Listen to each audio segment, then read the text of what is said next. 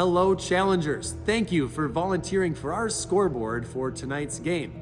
We have a great video for you to everything that you need to know to be a successful scoreboard person. Thank you for your time that you've invested into Challenger Athletics. First of all, if you're going to be doing the scoreboard, I want you to know that it helps to have a basic understanding about the rules of basketball. If you do not, this is not the job for you. You should take money at the gate or you should be in concession stand. We still love you.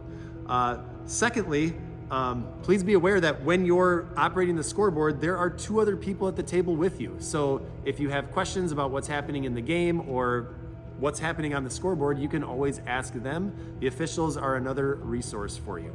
So just take solace in that. First thing you need to know is how soon do I get to the game ahead of time? You should always come 25 to 30 minutes before game time. Warm-ups are 15 minutes long, so you're gonna want to be here well in advance of warm-ups.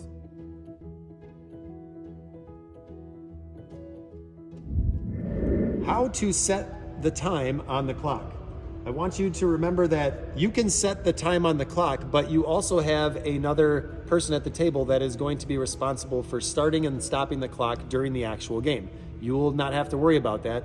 All you'll have to do is put the beginning number of minutes on the scoreboard.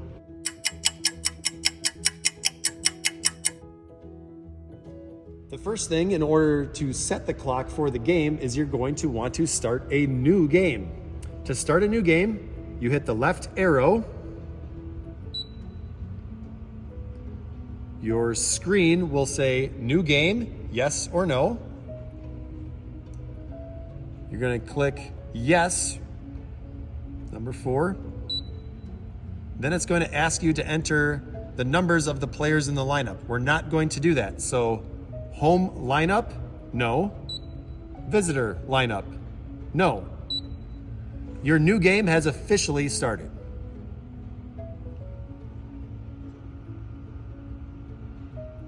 Just to confirm that you're pressing the right buttons here, you're going to press set clock. Let's say it's you're setting the clock for the first half of the varsity game. It's going to be 18 minutes.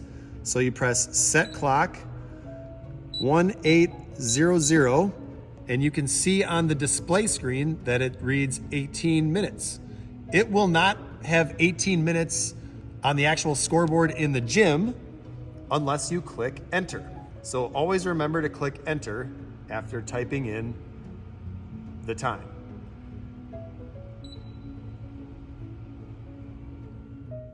If the game goes into overtime, those periods are 5 minutes long.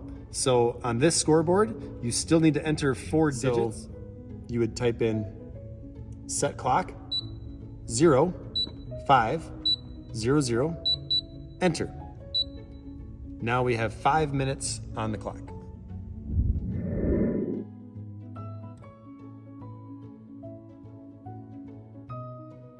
So you're going to want to make sure that the scoreboard has the right half.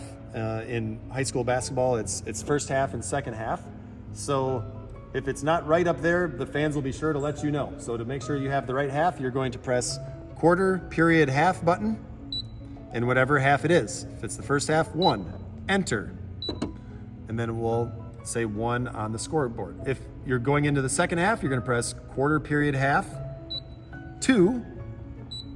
And here you can read that the panel says 2, but the scoreboard will not say 2 until I click enter.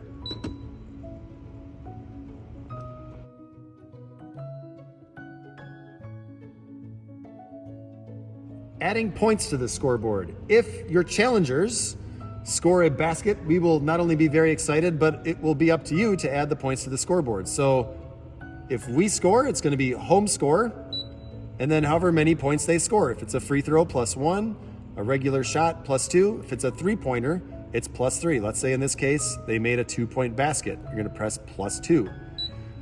And it will automatically go up on the scoreboard. There is no need to press enter when adding points. So if one of our challengers makes a 3-pointer, you will see the official make this motion, like a good field goal. So they will put their hands up in the air, and then you'll know that you should add 3 points to the scoreboard. Home score, +3. Home score, plus 3, done. Now let's say our opponents, boo, score a 3-pointer. You will press, even though you don't want to, you will press visitor score plus 3, done.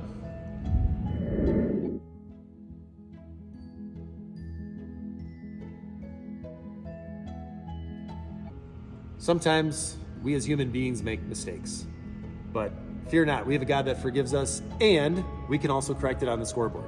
So if the score is wrong, what you're going to do is you're going to put the correct score in. So let's say the challengers, the scoreboard says 3, but we really should have 4 points. In that case, you'll press home score, 4, enter. Now we've corrected the score.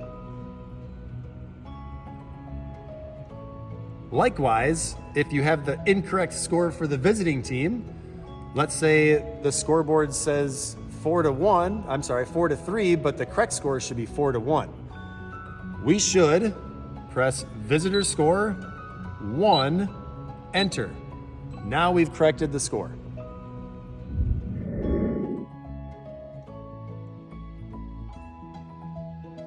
If one of the teams commits a foul, the referee will stop play. We'll come over to the scores table.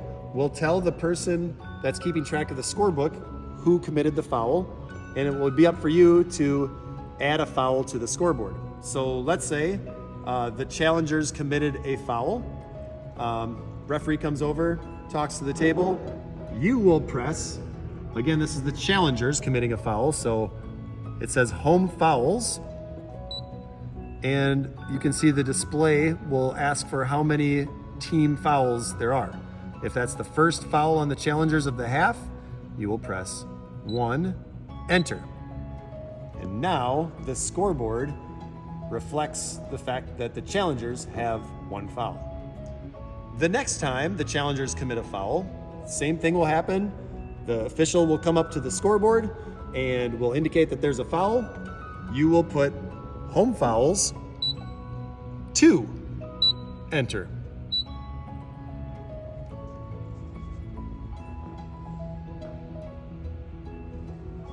So there might be an instance in the game where you'll have to correct the number of fouls that are up there.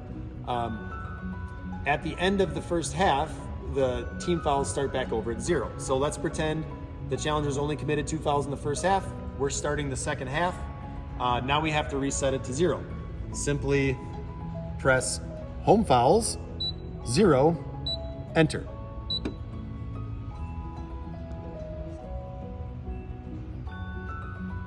Let's talk about the bonus arrows. Because you have a basic knowledge of the game of basketball, you know that after the 7th foul, teams will begin shooting free throws. They'll be in the bonus.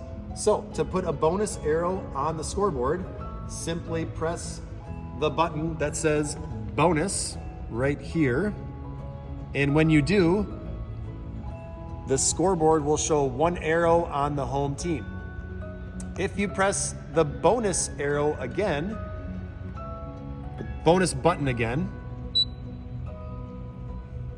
this time the arrow has switched from home to visitor.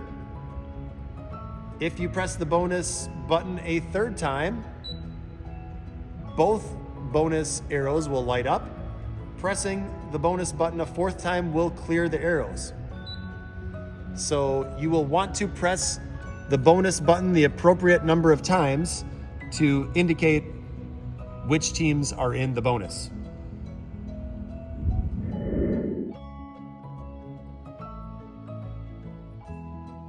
To switch the possession arrow, you're going to use the red switch on this black box that's sitting on top of the scores table. And then you're going to have the arrow pointing to whichever team is on the floor facing that basket. So let's say it's the second half and the challengers are on this side of the gym and they're going to be shooting, or they're going to have the next possession arrow.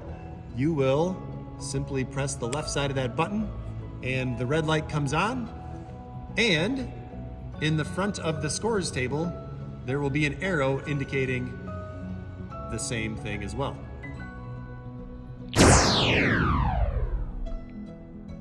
Thank you again for volunteering for running the scoreboard for the Challenger basketball team tonight.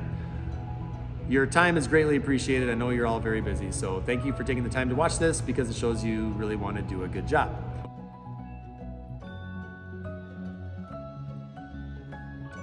Remember, if you're having any issues, troubleshooting, make sure that, I've actually noticed a few times that once in a while this scoreboard will just freeze. It doesn't happen very often, but in case it does, you can always start a new game and put the appropriate amount of time that was left in the game up on the clock. And remember, to start a new game, you want to click the left arrow. Start a new game, click the left arrow. Your display screen will say new game. Click yes. Enter home lineup, no. Enter visitor lineup on the screen next, no. And then you would put whatever the score was with the appropriate amount of time back on the clock. If at any point you get stuck, it's okay to phone a friend next to you, somebody at the table. You can have the officials stop play until you get it figured out. You can always make sure that it's turned on in the back here, as well as checking the other connections. There's a couple connections in the front here you would want to check. First is that the power strip under the table is connected to the extension cord here. You'd want to make sure that the power strip is turned on, and you would want to make sure the cables are plugged into, sometimes they slip out. You want to make sure they're securely fitting into the back of the control panel.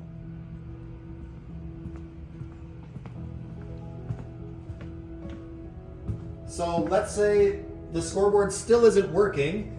It's possible that someone who's kind of klutzy tripped over a cord and the cord got pulled out from the wall. So another thing you could check is the cables in the back. There's two of them that plug into the back of the scoreboard. There's one of the cables. Here's the other cable.